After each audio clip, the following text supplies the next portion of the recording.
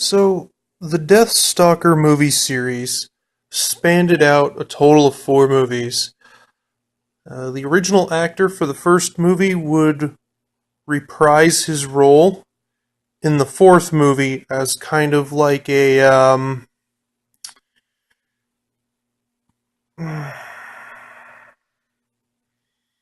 welcoming back sort of Renaissance type movie for the fourth one. Um, there were other actors for the second and third one. I don't believe it was the same actor, but I could be wrong. The second and third one, well, they're all pretty weak movies, but I feel I should talk about them because they're somewhat so bad they're good movies. Well, some of them, anyways. Either way, they're somewhat dear to my heart in the world of fantasy. Um, but two and three are different beasts altogether, and I'll get into that just a little bit in, in a while. So, Deathstalker is a fantasy cash grab type movie, and one that again made it four movies. Um, Basically, it's an excuse to see naked women in the fantasy setting without watching porn. Uh, it's a heavy TNA movie. They all kind of are. Well, at least they were back in the day. Compared to like maybe TNA movies, you probably don't see a whole lot anymore these days. But like compared to some of the more recent TNA movies before that whole thing kind of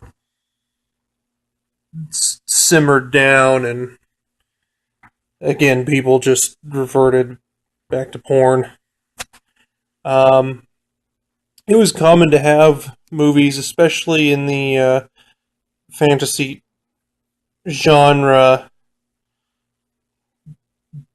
to just be full of girls willing to take their tops off. And really, Deathstalker was, in my opinion, kind of just a huge excuse to have nudity throughout. So, the first Deathstalker movie, I guess to talk about Deathstalker as a character a little bit, he is his name is literally Deathstalker. He doesn't have a last name. That's his whole fucking name is Deathstalker, right? And he doesn't really have a character other than Action Man. He kills monsters and he takes the women's. That's it. And when I mean he takes women, I mean he literally just takes them. No joke. We actually start off the first Deathstalker movie. In the first 5 minutes of the film, there's a girl running for her life against these like savage, like barbarian dudes, and I think some like troll people, and they're all fighting over her. And Deathstalker comes in and makes short work of all of them. And he doesn't do it to be the hero, he does it so he can get her himself.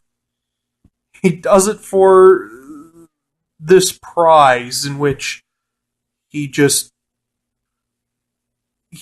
decides to just start taking her, I guess, you know.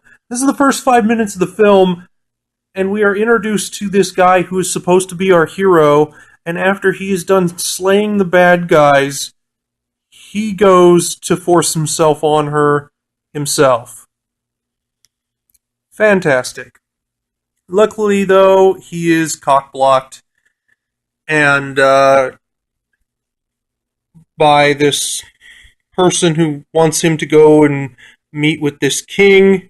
He goes and meets with the king, and the king basically tells him, there's this evil, sorcerer who's oppressing the people of the lands and all this other crap. And he's like, we need a hero to rise up, and it zooms into Deathstalker, and it's like, oh, and all of a sudden Deathstalker's just like, no. It's like, fuck that. He does end up at this sorcerer's castle for a tournament in which he meets somebody else along the road, and this person is also competing in the tournament. And for one reason or the other, he decides to go there and compete, right?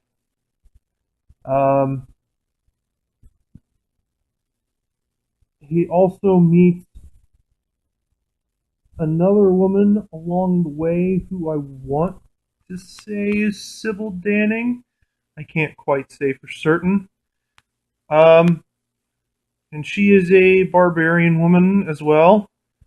And her specialty is that she fights with literally nothing but a G-string, some boots, and a cape, and nothing at all covering her chest. I mean, those puppies are just out there, and she swings a sword around like that. So, yeah.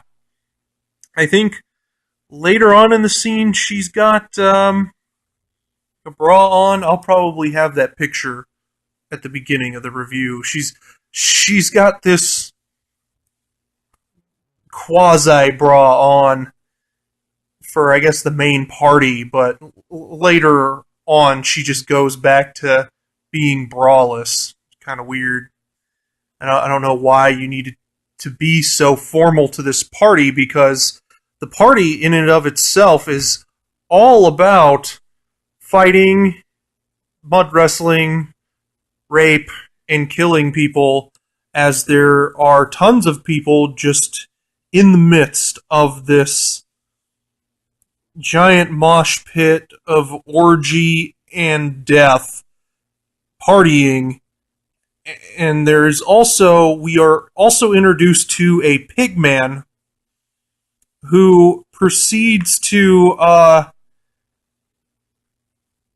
basically rip a guy's arm off and beat him to death with it. And so there's that. Anyways, basically, this wizard guy, he's evil, and he's competing. He's having this competing tournament for, the greatest warriors of the land, and he's trying to draw them in for some reason or another. I can't honestly remember why. It's been a while.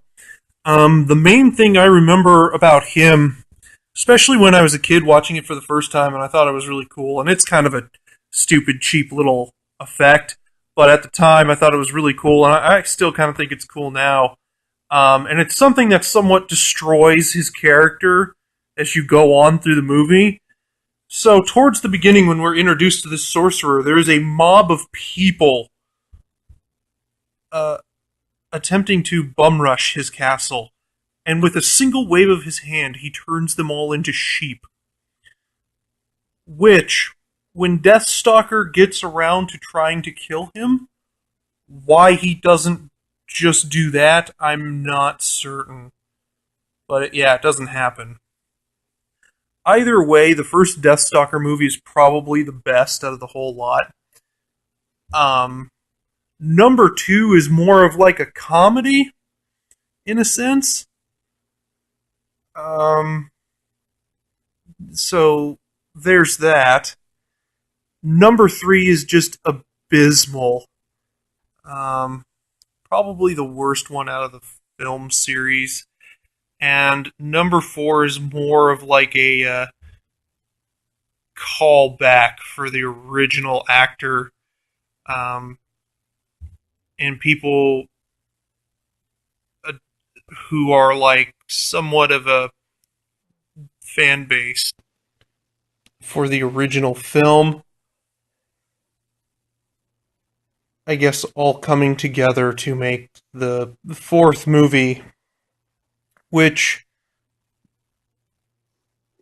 was a lot more enjoyable than 3. I kind of enjoyed it as like somewhat of an homage film, you know. But it's very like they got a hold of this Renaissance castle for a week or something and shot it there. That's kind of how it feels. But overall, if you're interested in that sort of thing, the particular film series, I wouldn't say it's a total waste of your time to check it out. Definitely good for a few laughs and cheap nudity and you know, kind of a film series that's so bad it's good sort of thing. Um, Definitely memorable. That's for sure. All right, well, till next time.